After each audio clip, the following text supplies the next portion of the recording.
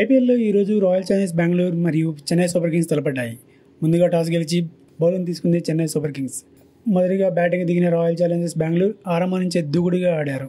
ఫిల్సర్ విరాట్ కోహ్లీ మొదటి వికెట్కు 30 బంతులు 45 పరుగుల భాగస్వామ్యాన్ని నెలకొల్పారు. ఈ భాగస్వామ్యాన్ని నూర్ అహ్మద్ విడదీశాడు. ఫిల్సాట్ 32 పరుగుల వ్యక్తిగత స్కోరు వద్ద స్టంప్ అవుట్ అయి పెవిలియన్కు చేరాడు. తర్వాత వచ్చిన పడెక్కల్ కూడా 14 బంతుల్లో 27 పరుగులు చేసి పెవిలియన్కు చేరాడు. తర్వాత వచ్చిన పట్టిదార్ 32 బంతుల్లో 51 పరుగులు చేశాడు. చివరిలో వచ్చిన టిమ్ డేవిడ్ 8 బంతుల్లో 23 పరుగులు చేశాడు. ఫలితంగా రాయల్ ఛాలెంజర్స్ బెంగళూరు నిర్ణీత ఓవర్లలో 7 వికెట్లు కోల్పోయి 196 పరుగులు చేసింది. చెన్నై సూపర్ కింగ్స్ నుంచి నూర్ అహ్మద్ 3 వికెట్లు, పతిరానా 2 వికెట్స్, ఖలీల్ అహ్మద్, అశ్విన్ చెరో వికెట్ తీసుకున్నారు. 197 పరుగుల లక్ష్యంతో బరిలోకి దిగిన చెన్నై సూపర్ కింగ్స్ రెండో ఓవర్లోనే షాక్ తగిలింది. జోష్ హజిల్వుడ్ వేసిన రెండో ఓవర్లో బ్యాక్ టు బ్యాక్ వికెట్ తీసి చెన్నైని కష్టాలకు నెట్టాడు.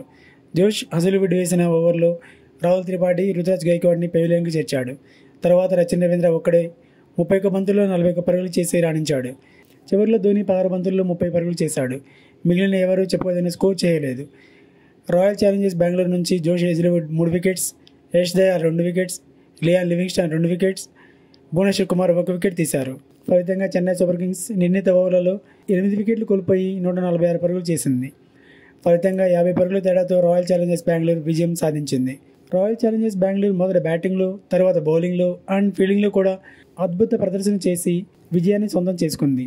దీంతో రాయల్ ఛాలెంజర్స్ బెంగళూరు 2 మ్యాచ్లకు 2 గెలిచి 4 పాయింట్స్తో పాయింట్స్ టేబుల్లో అగ్రస్థానంలో ఉంది. మరిన్ని లేటెస్ట్ వీడియోస్ కోసం ఛానల్ని సబ్స్క్రైబ్ చేసుకోండి. Thanks for watching. Have a nice day.